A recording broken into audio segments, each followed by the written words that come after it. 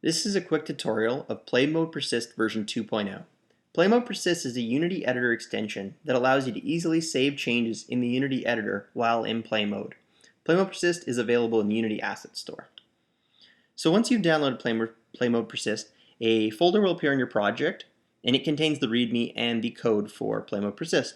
If you're using Unity 3.5 or greater, a tab will appear beside the inspector called PMPersist. This is your PlayModePersist window.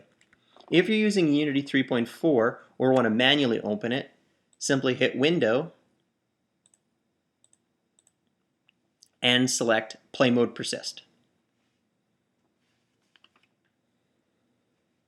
So to use PlayModePersist, let's hit play. And let's move this green cube down.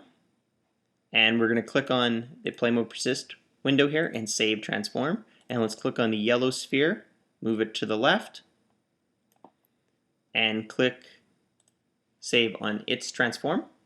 So now when we hit stop, the positions will remain at what they were when you hit stop.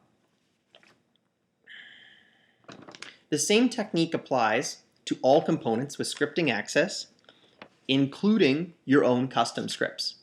So on Red Capsule, I've added a simple script called Simple Script, and it has a vector3 motion on it and a piece of text. So let's hit play. And this motion simply moves this capsule over time. So let's change it to 0.1, and you notice that this capsule is moving. But let's say we pick 0.3 as the perfect speed, and we set the text to, let's say, hello world.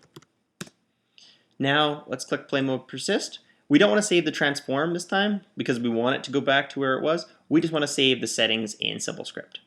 We hit stop. It returns to its previous position, but you'll notice that the motion and text remain.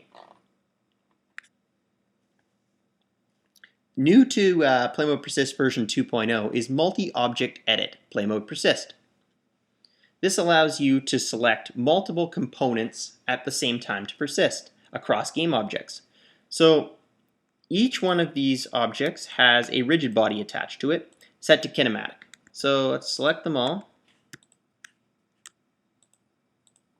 and let's turn off is kinematic and hit play.